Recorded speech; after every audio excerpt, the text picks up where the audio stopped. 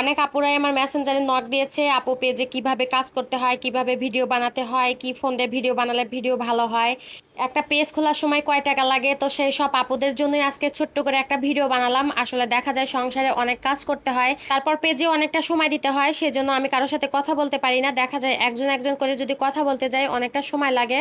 তো যাই হোক, দেখেন আজকে আমি সালামটা দিতেই ভুলে গেছি। আসসালামু আলাইকুম, সবাই কেমন আছেন? আশা করি অনেক ভালো আছেন। তো আজকের ভিডিওটা আমি একদম সকাল থেকে শুরু করতে পারিনি, কারণ সকালবেলাটা কাটে আমার অনেকটাই ঝামেলার মধ্যে। ছেলেদেরকে রেডি করিয়ে মাদ্রাসায় নিয়ে যাওয়া, তারপর মাদ্রাসা থেকে এসে অনেকটাই কাজ করতে হয়, সেজন্য সেভাবে ভিডিও করতে পারি না। তো যাই হোক, সবকিছু গুছিয়ে আমি দুপুরে রান্না বসিয়ে দিয়েছি।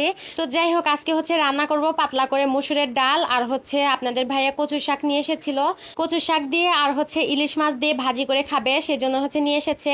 আর এর আগের ভিডিওতে আমি দেখিয়েছিলাম কয়েকটা ইলিশ মাছ নিয়ে এসেছিল, একটা একটু নরম টাইপের ছিল, তো ওইটা আলাদা করে রেখেছিলাম, সেটা দিয়ে আজকে ভাজি করব। তো যাই হোক, ভিডিওর প্রথমে আমি যে কথাগুলো বললাম, অনেক আপুরাই আমার মেসেঞ্জারে নক করে একদম মেসেঞ্জার ভরে ফেলেছে। দেখা যায় একজন একজন করে যদি আমি রিপ্লাই দিই তাহলে আমার অনেকটা সময় লাগে, সেজন্য আমি কারোর সাথে কথা বলি নাই। একজনের সাথে কথা বলছি আর বাকিগুলোর সাথে কথা বলি না, তারা তো একদম রেগে গেছে।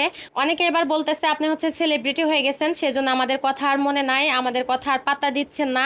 আসলে আপুরা বিশ্বাস করেন, আমি সারাদিন যে প্যারার মধ্যে থাকি, আমার জায়গায় থাকলে আপনি বুঝতেন।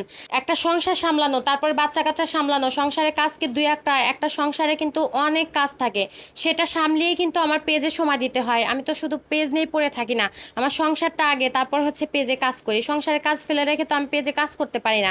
তো যাই হোক, অনেক আপুরে বলেছিল পেজ খুলতে কি টাকা লাগে নাকি, তারপর ভিডিও কিভাবে বানাবো, ভিডিও কিভাবে এডিট করতে হয়, তো অনেক আপুরে এগুলা বলেছিল। প্রথমে বলেই পেজ খোলার সময় কোনো টাকা পয়সা লাগবে না। আর যে সকল আপুরা বলেছিল যে কিভাবে ভিডিও করব, কিভাবে ভিডিও করবেন, এই যে রান্না বান্না করবেন আর ভিডিও করবেন, যখন যে কাজ করবেন সেটাই ভিডিও করবেন। ভিডিও করার জন্য একটা স্ট্যান্ড কিনে নেবেন, স্ট্যান্ডের সাথে ফোনটা সেট করে তারপর ভিডিও শুরু করে দিবেন।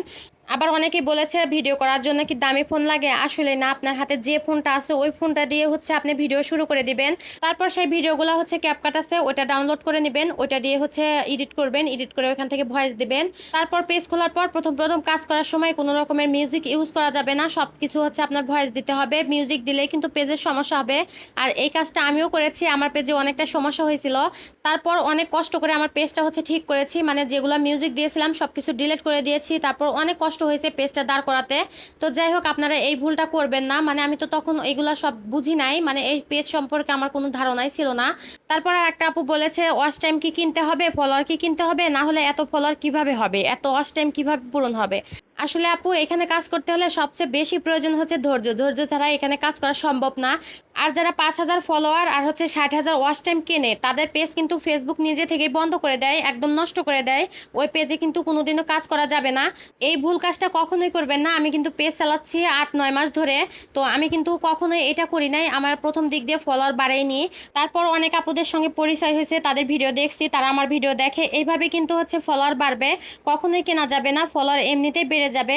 তারপর আর একটা আপু আমাকে বলেছে যে ভিডিও কিভাবে ভাইরাল করব। আমি তো ভাইরাল করতে পারি না, আমার ভিডিও তো কোনো রকম ভাইরাল হয় না। এইখানে যতই চাপাচাপি করেন কোনো লাভ নাই। ফেসবুক যখন নিজে থেকে আপনার ভিডিও ভাইরাল করবে তখনই কিন্তু ভিডিও ভাইরাল হবে, তার আগে কিন্তু কখনোই হবে না। আমার আগের ভিডিওতে কিন্তু কোনো রকমের ভিউ নাই, তারপরে একটা ভিডিও ভাইরাল হয়েছে, তখন থেকে কিন্তু আমার ভিডিওতে ভিউ আসা শুরু হয়েছে। এইভাবে কষ্ট করতে হবে, ধৈর্য ধরতে হবে, তাহলে কিন্তু আপনি সফলতার মুখ দেখবেন। তো যাই হোক, অনেক কথা বলে ফেললাম। আর সবসময় ধৈর্য রাখতে হবে যদি ফেসবুকে কাজ করতে চান। অনেকেই অনেক রকম কথা বলবে, সেগুলো কিন্তু কখনোই কানে নেওয়া যাবে না। সবসময় ধৈর্য রাখতে হবে, ধৈর্য ধরলে একদিন ধৈর্যের ফল পাওয়াই যাবে।